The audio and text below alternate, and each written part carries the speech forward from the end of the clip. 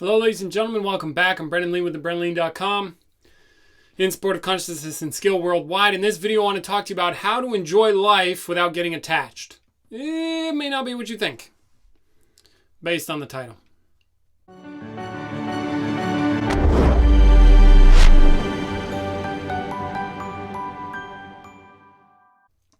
Okay, so this again comes from the forum. Thanks for writing into the forum. Hey, Brendan, could you give me some advice on how to maintain a rich emotional life while still being grounded? I feel like when I deconstruct an emotion, on the one hand, I'm more free from it. On the other hand, life loses some of its charm and depth. I feel I become a bit too logical, analytical, and practical. So in essence, my question is how to fully enjoy life and its relative aspects without getting attached or deluded. Thank you. Well, cool. Thanks for writing in. How to maintain a rich emotional life? Well, I guess I should ask you first, what do you mean by rich emotional life? As far as I can tell, even though I have had some degree of consciousness or enlightenment, you could say, or breakthroughs in direct consciousness and my own true nature, that does not change the fact that I still am a person. See? I don't disappear. My self-mind is still strong. I still act out the things I act out. I'm still stuck in the ways that I'm stuck. I am free in the ways that I'm free as well. You see, so the what I'm saying is the emotions aren't going to go anywhere. All right? You're still going to have shit going on. All right? So don't worry about the emotions as if somehow going somewhere else. Now, how to maintain a rich emotional life while still being grounded? I guess if I were working with you and I was trying to facilitate you, I would want to know more about what do you mean by a rich emotional life. I would want you to clarify that for me, and I would also want to know, I guess I get definitely get a sense of being grounded, and then perhaps my understanding interacting with people that have certain emotional orientations to things. It's like a nice way of putting it, like unstable or whatever. I can see how if the emotions are perhaps too rich, maybe that means things get a little crazy or get a little ungrounded, or it's well, I'm here with my emotions and I'm there with my emotions and they don't really stay solid. So then I am, upsy downsy kind of deal, and it's, ungrounded, you call it, or, unstable. Not if we take good and bad off of unstable, what do we have left? We have something that isn't stable, which is to say it's not just solid, right? Which grounding helps bring a sense of solidity, stability, perhaps a calmness, a realness, something more authentic, more real. That's where we're going with grounded. So in that case, how do you maintain a rich emotional life? Well, if the richness is this ups and downs, you can check some of my previous videos of basically, stabilize yourself. If ups are too ups, bring it down a bit. If the downs are too down, hey, lighten up on the down. So it goes more wavy, because as far as I can tell, we're still all going to have our ups and downs, but some people go extreme with it. They get really up and then they get really down, and they don't recognize the pattern and don't change it really. For whatever reason, and there could be a multitude of reasons and or the way they've framed up reality that helps that stay in place. And there's other ways to consider reality and who I am, what I am as a person, that allow for that to maintain, which is to say you control your mind so that it does not run amok like that. See, and I don't mean mind control like bad. I just mean you tell your mind what to do. You don't let your mind dictate the whole thing, because you're telling your mind what to do anyway. Okay, so about that, let's see. How do I live a rich emotional life? Now, barring that, perhaps on the other side of it, I'm going to try to balance my computer down here. There we go. Let's see, does that work? Oh, yeah, barely. Whoa, definitely don't type on there. Okay. All right, cool. Thank you. So now, on the other side of that, there is a possibility that I've found of, rather than, let me just expose you to a world and a possibility. I'm not telling you how to live. I don't care how you live, as usual. But I am willing to engage possibilities with you and invite you to consider things. So here's an invitation. One distinction that we make here at Ching Shin or in the consciousness work is there are aspects of myself that I have, we call like the agenda. This is the stuff that I'm driven to do. And this can be the source of a lot of ups and downs, if you will. You see, and what I mean by agenda is when I'm driven to try to resolve something about my life, you see, or resolve something about myself. The agenda is what's trying to do that, as if it's like I've got a certain thing. Maybe I'm trying to get some love or trying to make a lot of money, but the real reason I'm trying to make a lot of money is to fulfill something that's unfulfilled in me. See, so it's like driven to some kind of fulfillment. Now, if stuff is going my way, whoa, there's some real like juice behind that. And if things aren't working with that agenda, then there's like a big down about that, you see? So again, we need to clarify the richness, but this is just where I'm taking it. And if I'm totally wrong, let me know so that I can make a correction, you know, because I'm just kind of riffing a little bit off of what you're going here without clarifying, which I should be clarifying more. And you're invited to do that with me, you know, comments, hit me in the comments or write me, whatever, you know how to contact me. So new possibility. We could say like transcend your agenda. Now I use that freaking fancy term, transcend. Oh, we've heard about transcendence. Okay, good. Basically, get over it. Get off it. Stop doing that. Stop thinking that's something worth doing. If you think your agenda, what you need to resolve is something that needs to be there, stop needing it to be there and let it go. And or put it in its place, which is like, oh, there's me acting out my agenda again. Pff, good. Thank you for sharing. Fuck off. Yeah. A new possibility, which could be something like it's found in places like adhering to principles. So then I'm not living to fulfill an agenda anymore. I am, you know, letting my life be dictated by certain principles. Now I can hear that, imagine a few different ways. And some people might be like, well, then where's my individuality and blah, blah, blah, or I'm going to lose myself or blah, blah, blah. It's like, well, if you take a look at what yourself is really up to, are you really losing that much? You know, if you take a real look, I don't mean like just on the surface. I mean like dig down in there and see what's really going on. And is your agenda, trying to fulfill your agenda, really all it's cracked up to be? Because my point is, the reason I bring this up, just for your consideration, again, you take a look, I don't care. The possibilities that I've found in adhering to principles or aligning myself with something that is bigger than me or bigger than some small agenda-driven piece of snot is a much more enlivening and powerful experience. The times that I have felt most free from myself are the times that I have done things that are outside of my own mind, as if my own internally focused, agenda-driven self-mind.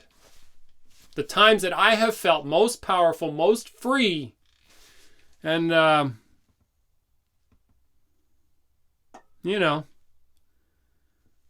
life has lots of depth and lots of charm. Not really charm, but I'm riffing off of what you said here, but depth, power, clarity, aliveness, real freedom, real power, real aliveness are when I've done things that are as if outside of that, outside of my agenda.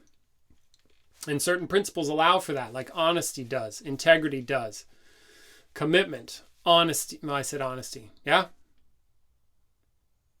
Effectiveness, adhering to being effective, excellence. These things are enlivening. As far as I can tell, when I do these things, I am enlivened, which is a much more enriched experience. That just seems to be a byproduct. I didn't make it up that way. It just seems to be that's the way it is. If you don't believe me, well, give it a shot. And if it still doesn't happen that way, let me know so I can make a correction again. You see? So when I go, so in essence, my question is how to fully enjoy life and its relative aspects without getting attached or deluded. Well, the second half, let's separate that out for a second. So in essence, my question is how to fully enjoy life. Well, Enjoy it. Do things that are enlivening. Do things that are empowering. And there's like degrees and levels of, as if feelings of power and aliveness that you can access only through this kind, when I say this kind of work, I don't mean specifically the work that I do, like I'm the only access to this shit. No, if you do it in your life, it'll happen for you, with it, whether or not you listen to me. You see, certain principles allow for that kind of aliveness. So if you find out what those are and align yourself to them, then you will get those results. You see, like if you overcome a big challenge. When's the last time you overcame a big challenge? How do you feel about yourself when you do that? When's the last time you did something really challenging and then, well, I just said that. You do something that's difficult and get creative and rise to the occasion. You get bigger than yourself, you see? And what's that feel like?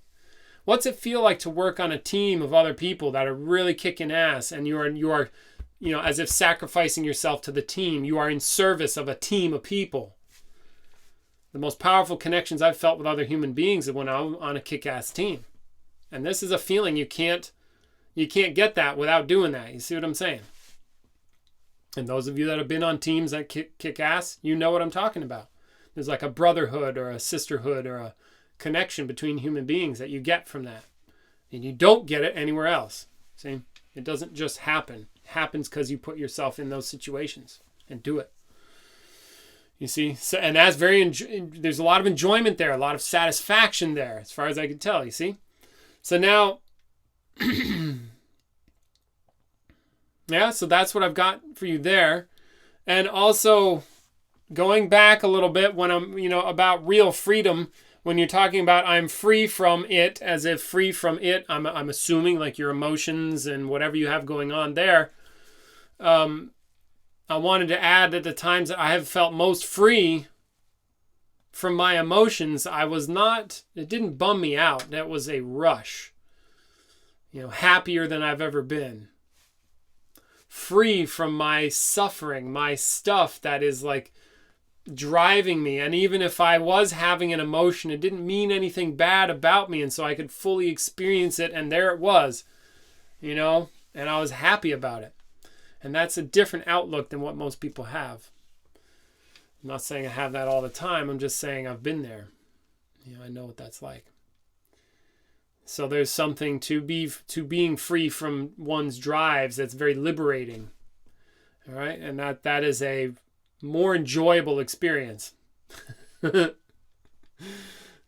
And then, so then hitting your last part here. So in essence, my question is how to fully enjoy life in its relative aspects without getting attached or deluded. Well, about attachment, I would want to confront you or invite you to consider that you are attached already. All right.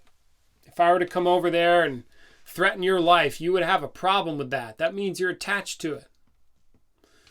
You see, so you're already attached, but I don't think that's what you mean. I think what you mean is like getting attached to something or some aspect of life. Well, I don't think there's a way around that unless you live in a constant state of detachment. Now, I'm hearing in your speech there that maybe you think that being attached is somehow a bad or wrong thing. I don't know.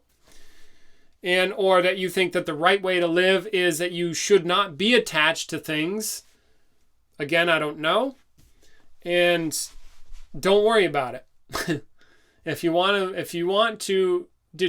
get attached to something and you know that you attached yourself, I don't see that would be that difficult to then detach yourself from it, as long as you remember it's something you did. Now, there's plenty of things that you do already that you're already attached to.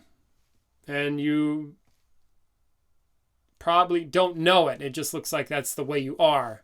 And you hear tell, it's like, oh, that's an attachment. And then you might have a thought about the attachment, but that's different than the attachment itself.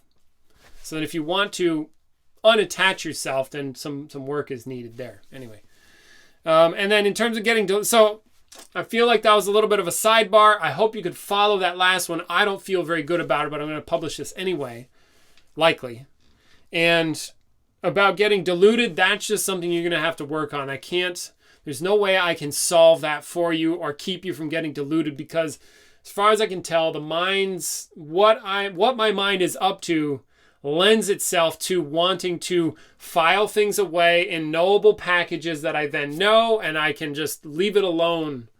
And if that thing that I say, oh, I know this, if that's actually a mistake, or like, oh, I know this, but it's not actually true, but I file it away as such, then I will be deluded and my mind will want to do that. So I think the best counterbalancing thing you can do about that is continuing to be clear, continuing to be honest with yourself about what you're really up to. You see, you could ask it, well, am I deluded right now? Am I deluded? And be honest, be straight with yourself, and tell the truth. And if you are, okay, undelude yourself then. Get clear. But living a life in doubt all the time, or living a life worrying about whether I'm deluded or not, is just like a confusing mess. Like, take a stand, put your foot down. Get clear what's really going on so you know what's there, and then move on, kind of thing. But yeah, otherwise I don't have much for you on at least I have a little bit for you on this getting deluded part, but don't worry about it. Enjoy. Yeah. So otherwise, I don't have, again, I want to reiterate, because I feel like this is a slippery slope, that I don't care how you live. You're already just fine as you are. Okay? What you have going on is what you have going on. There's stuff you like. There's stuff you don't like. Good. There's stuff that's weak about you. Stuff that's strong about you. Fucking great. If you have stuff that you want to change, go ahead. Change it. But, don't do it because I said so. I don't mind either way. And I don't think it's healthy to live a life worrying about some way you should live. It's on you to figure that out. It is not my place to tell you how to do that. I can tell you about things I've discovered for myself, and then if you want to take them on, that's fine. But remember, you're fine either way, okay? So I wanted to share that too. So that's what I have for you on this one. Hey, keep writing me in the forum. It helps me create content for you. You want to get a little bit serious, bam. I've got a free course, paid course. Hire me to be an online coach. But most importantly, come here, do a workshop. I do some very powerful workshops. I don't tell people how to live. I don't ask people to believe me. I don't ask people to disbelieve me either. And when people come here for workshops, they come in, they do the work, and then they go home where they belong. Okay? But we do powerful stuff here at the center in Texas. And you're invited to check that out. So if you want to, please check the links in the description. If you want to write me, write me. You want to hit me up in the comments, hit me up in the comments. All right? And yeah, take care. Maybe I'll see you here soon. Ciao for now. Otherwise, update. Here you go. Shameless plug. Been doing a lot of physical training, martial training with the guys here. Now, we do martial work, but don't confuse that with like martial arts, even though we do martial arts. But think of it more like a body awareness study and an awareness of movement, interaction, body, what's called the art of effortless power. You don't need to be a martial artist to do this, although it might help a little bit. It doesn't matter. We're not into the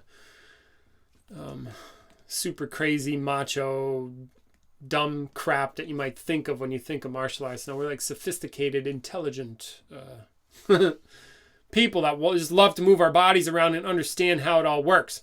So if you want that kind of understanding, you are invited to come check out some of our embodied practices here as well at Cheng Sheng, called the Art of Effortless Power, which is founded by Peter Ralston. All right, so that's it for now. Much love. Take care. Keep kicking ass out there. Till next time. Ciao.